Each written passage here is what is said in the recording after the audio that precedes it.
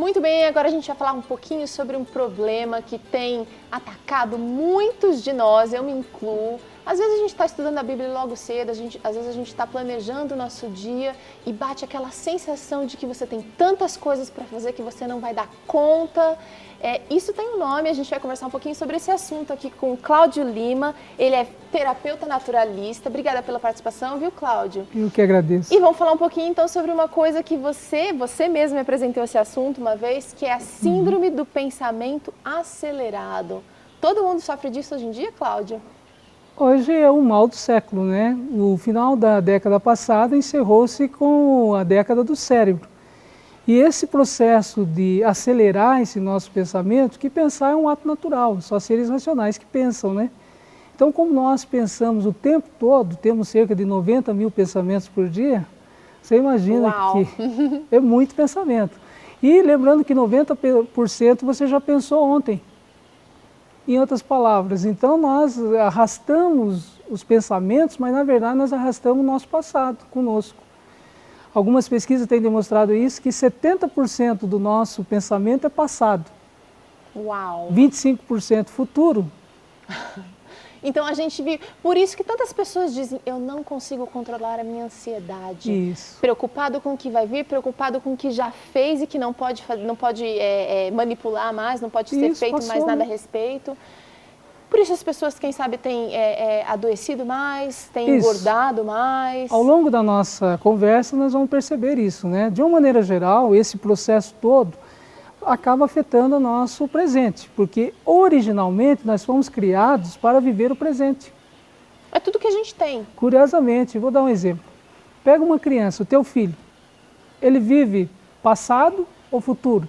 Não. Ele vive hoje. 100% presente. Toda criança vive 100% do presente. Quando ela chora, ela chora. Quando ela ri, ela ri. Ela não fica lembrando de coisas passadas e nem vivenciando coisas no futuro. E nós perdemos isso ao longo do tempo de vivenciar o momento presente. E sempre a gente vive de passado.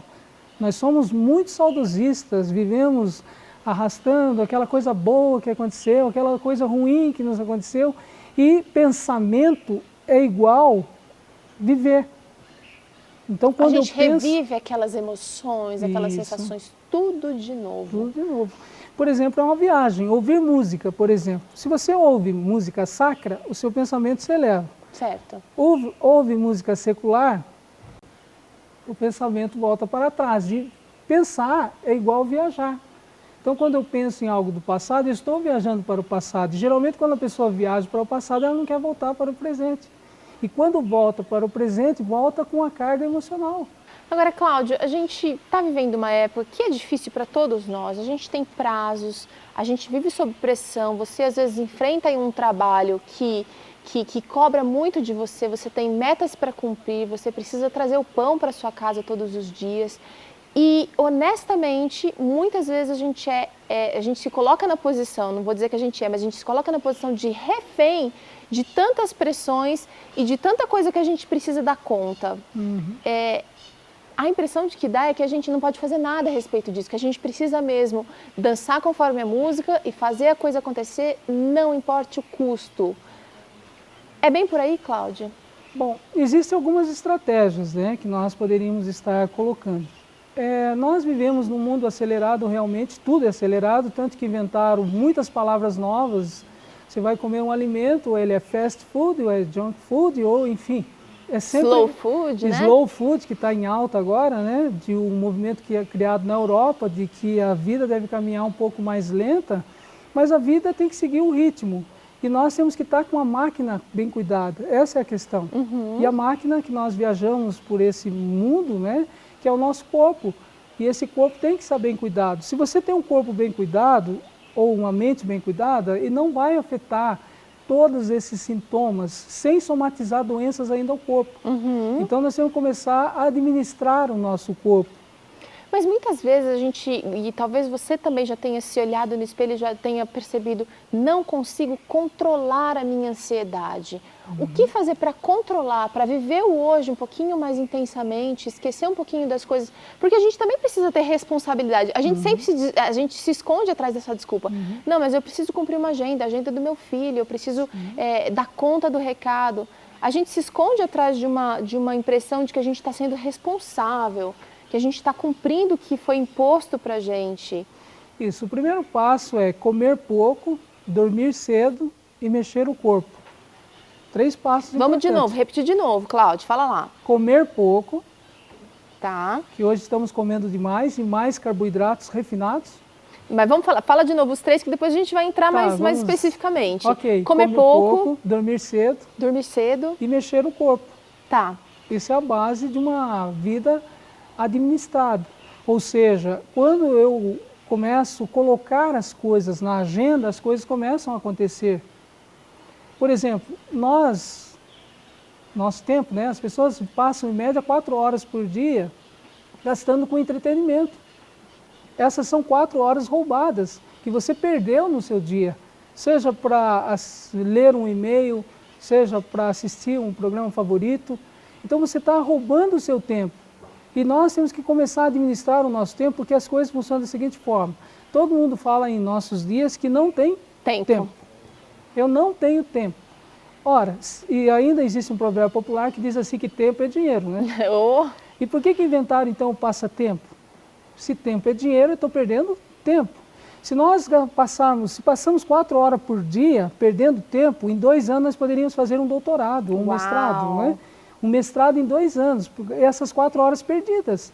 Então nós não priorizamos o nosso tempo, é por isso que perdemos tempo demais. Talvez a gente não organize o nosso tempo como deveríamos, nós não nos planejamos. Isso. Agora, o Cláudio não está dizendo aqui, gente, que a recreação não seja fundamental para uma saúde, inclusive mental e física, né, Cláudio? Isso. Não é bem isso. Não, com certeza. Você está falando de um entretenimento, de repente, vazio. Redes sociais. Tá. Entretenimentos que você não tem que não adiciona nada na nossa vida. Isso mesmo, adiciona sim o estímulo visual das lentes azuis que faz a melatonina do cérebro perder-se. Por isso que quanto mais estímulo visual eu tenho à noite, menos sonos eu vou ter.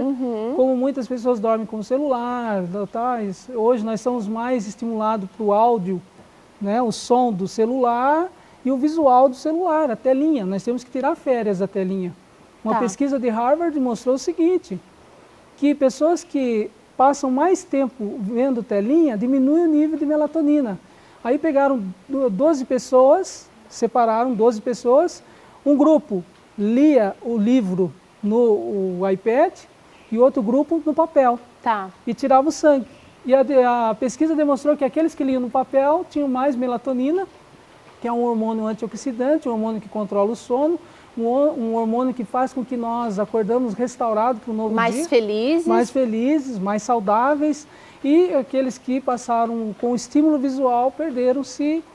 É um detalhe só, gente. Ele está mostrando um detalhe, mas que tem os recursos audiovisuais, na verdade a tela, né? os smartphones, tem feito cada vez mais parte da nossa vida. A gente precisa começar então a dosar isso. Agora você falou uma coisa interessante, que eu não sei se você está pensando junto comigo. Como é que uma pessoa ansiosa consegue comer pouco? É um dos itens que ele disse aqui que a gente vai evitar o pensamento acelerado. Sim. Como é que um ansioso come pouco? Geralmente o ansioso, ele engole, ele não mastiga, né? Sim, e come sem fome. Sem fome. Come por comer, na verdade, porque está habituado a comer. O primeiro passo de uma boa nutrição é a mastigação. Mas antes da mastigação, nós temos que escolher o que comer. Certo. E a grande maioria chega, faz a compra de supermercado e vai comer o que trouxe.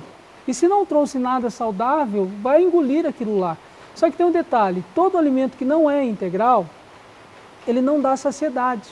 Como ele não dá saciedade, ele só provoca, aumenta a quantidade de insulina no sangue, que faz com que a glicose diminua. De 2 a 3 horas a pessoa sente fome, pós-refeições. Então, muitas vezes a pessoa passa a comer de 3 em 3 horas. Comer o quê? Então nós temos que priorizar. O ansioso tem que sentar e respirar. Para comer pouco, desliga os aparelhos. Tá. Como a grande maioria dos brasileiros tem o hábito de comer na sala. Na frente da TV. Na frente da televisão. E comer na frente da televisão é paralisar a digestão. Olha só. Porque você não está assistindo Novo Tempo, você está assistindo o quê?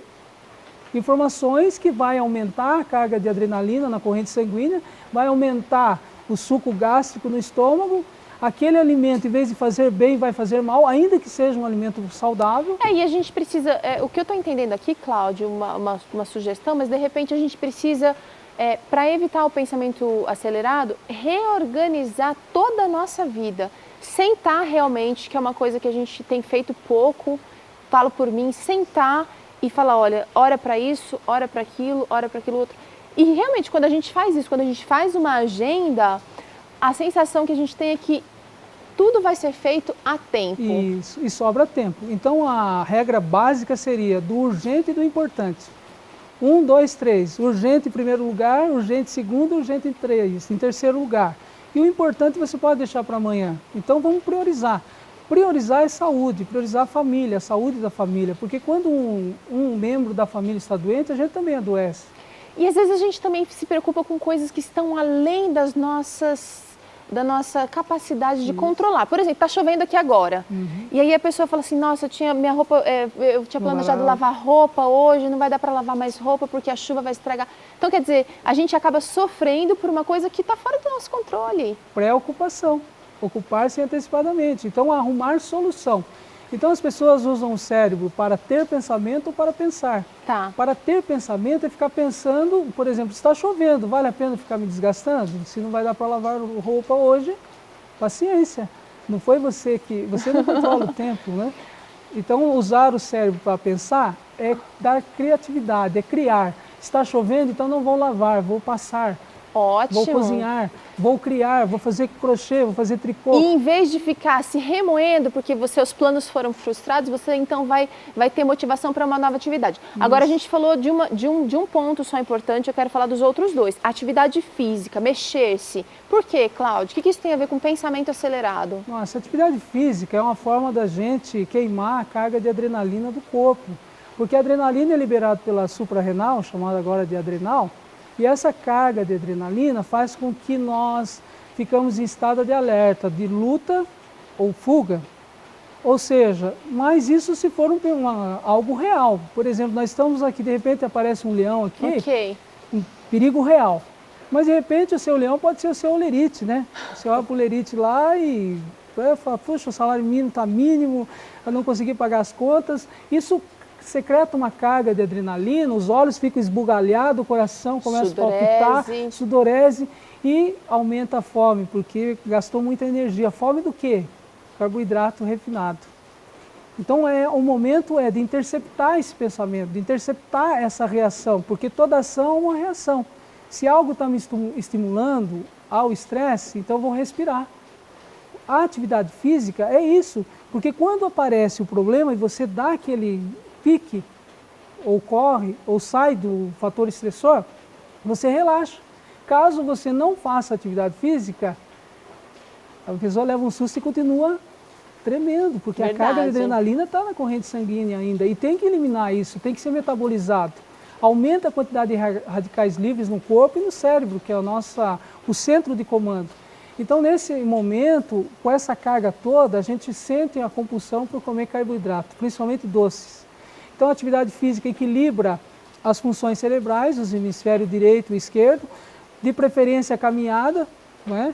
Que os movimentos cruzados fazem uma interação entre o cérebro, que é esses movimentos de gatinhar, né? Que na verdade é um movimento correto, tanto que o andador foi abolido, né? Que é o voador que colocavam as crianças, e a criança tem que gatinhar para ver uma integração cerebral. Então, a atividade física melhora a oxigenação cerebral, libera endorfina, tudo isso que nós já conhecemos. Mas o importante não é saber que tem que fazer atividade física, é fazer. Tá. Então, às vezes a pessoa me dá uma dica de atividade física, uma só, faça. Tá, ninguém tem desculpa, viu, gente? Nós já ensinamos exercícios que você faz com cabo da vassoura, com saquinho de feijão, com tudo que você tem na sua casa, com o edredom dobrado aí na sala, com o bebê por perto. No blog do Vida e Saúde, você entra lá, novotempo.com/Vida e Saúde, tem uma infinidade de possibilidades para você fazer. Agora eu queria que você falasse um pouquinho, estamos finalizando aqui agora, já, Cláudio, sobre a importância de deitar-se e dormir cedo. Isso. Uma raridade nos nossos dias, sem né? dúvida, sem dúvida. O Criador colocou alguns dispositivos dentro do nosso corpo que são fantásticos.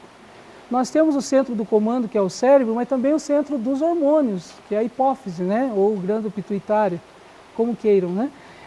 Então, esses hormônios, eles modulam, e nós somos regulados pela luz e pela noite, sono e vigília. Ou seja, durante o dia são hormônios que são secretados pelo corpo, e durante a noite são hormônios que são secretados no período da noite. Os mais conhecidos seriam a melatonina, né, famosa. Você já falou? Já falamos sobre ela, mas ela acontece o seguinte, olha que mecanismo poderoso. Quando escurece, automaticamente o cérebro já começa a liberar a melatonina. E o seu pico de melatonina, o ideal é dormir antes 10 horas, no máximo, né? E que durante a noite libera melatonina, leptina e libera os hormônios anti-estresse. Então, que é o hormônio de crescimento também. Então, criança que não dorme bem à noite não cresce. E hoje em dia a gente tem visto muitos pais que dormem tarde, a criança acompanha as rotinas dos pais e acaba tendo prejuízo realmente no crescimento, no aprendizado, na escola. Ah, meu filho não consegue aprender, anda cansado. Isso. Mas na verdade é porque não está recebendo a química necessária. A química necessária para acontecer o metabolismo. Por exemplo, o hipocampo, tudo que eu estou falando aqui está sendo gravado no seu hipocampo. Certo. A nossa memória, ela acontece rapidamente de 0,250 milissegundos a 3 segundos. Então, daqui a 10 minutos, praticamente 74% do que eu falei você poderá esquecer. Bom, Cláudio, eu acho que você deu dicas bastante preciosas aqui pra gente, que vive realmente uma época difícil, a gente vive uma luta contra o relógio, mas é possível você se adequar e viver o que o Criador planejou para você, porque Ele planejou mais felicidade, mais vida e mais saúde. Cláudio, mais uma vez, obrigada pela participação aqui, viu? Prazer.